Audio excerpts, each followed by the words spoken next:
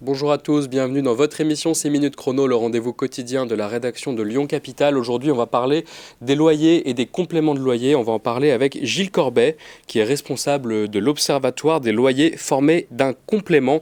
Bonjour Gilles Corbet. Bonjour. Merci d'être venu sur notre plateau. On va rentrer dans le vif du sujet.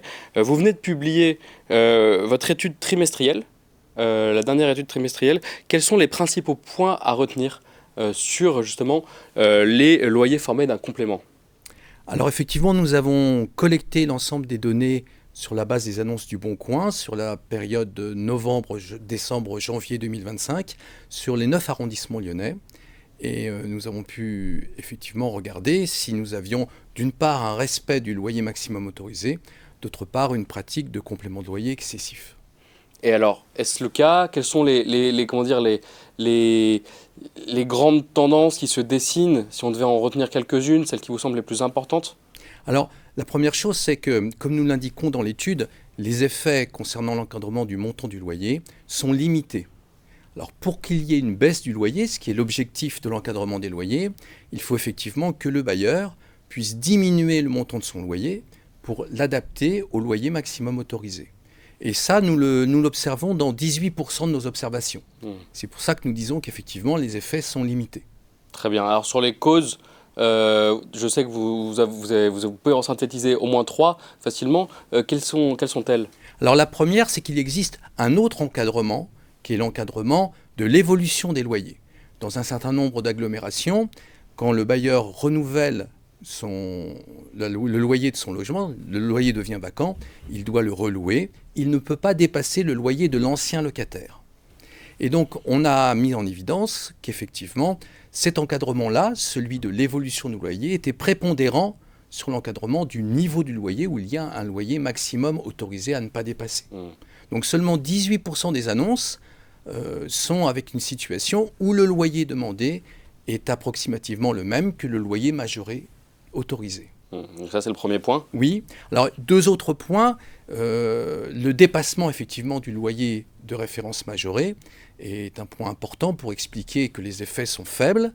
Donc, on a un nombre important, puisqu'on a 34% de nos observations pour lesquelles le loyer demandé est supérieur au loyer de référence majoré. Donc c'est comme un chiffre assez important, en effet. Est-ce qu'il y a un troisième point? Oui, c'est pour le complément de loyer. Donc vous savez que le complément de loyer, c'est la part supérieure au loyer maximum autorisé qui est demandé, normalement pour des raisons de localisation ou de confort de l'appartement, comparé à des appartements similaires dans des zones géographiques similaires.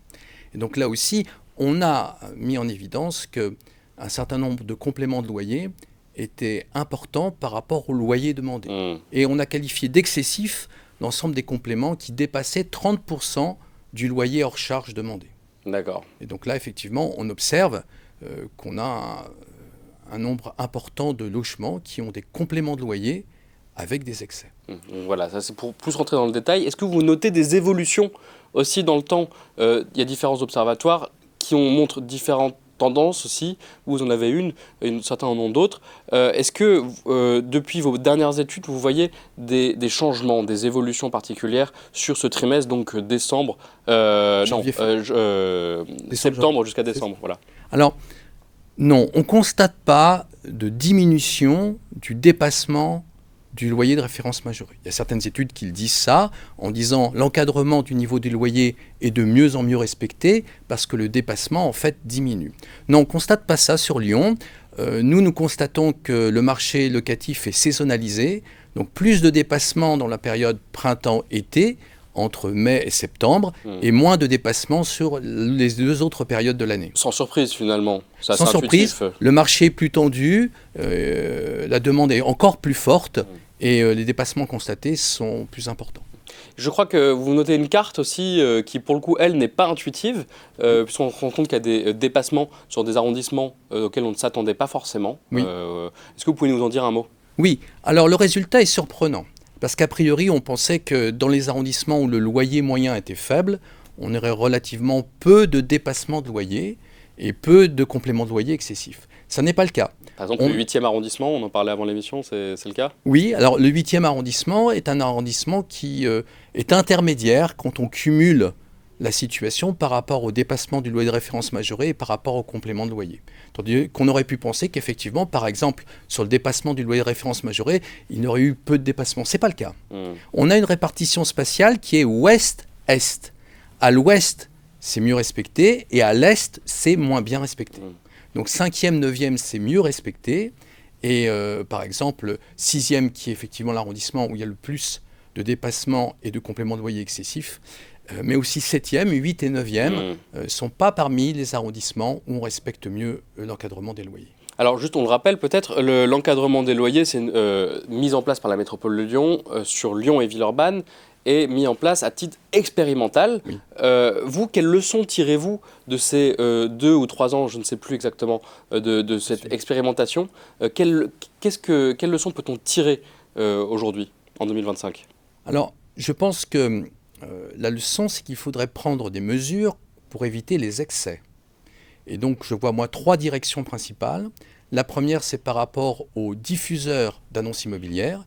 Il faudrait qu'ils imposent aux annonceurs le fait d'indiquer le loyer hors charge, puisque c'est cette base-là qui permet de comparer au loyer maximum autorisé. La deuxième chose, c'est par rapport aux commissions de conciliation, puisqu'elles rendent des avis anonymisés sur les cas dont elles sont saisies pour les compléments. Elles pourraient très bien établir une liste indicative des critères qui permettent ou qui ne permettent pas de pouvoir demander un complément de loyer. Et le troisième point, c'est pour le législateur. Ça concerne essentiellement les logements meublés, puisque les logements meublés recouvrent à peu près 3/4, dans nos observations, des dépassements, pas des dépassements de loyer, mais des compléments de loyer excessifs. Et donc il faudrait, quitte à revoir le montant maximum autorisé pour les meublés, revenir sur l'application des compléments de loyer sur les logements meublés. Très bien, ce sera le mot de la fin. On est déjà au bout des 6 minutes chrono. Merci beaucoup Gilles Corbet d'être venu sur notre plateau et nous avoir donné la description de votre dernière étude sur donc, les loyers formés d'un complément. Merci d'avoir suivi cette émission. Vous pouvez retrouver plus de détails dans l'article qui suivra cette vidéo avec notamment la carte des arrondissements dont on a parlé. Je vous remercie. À très bientôt.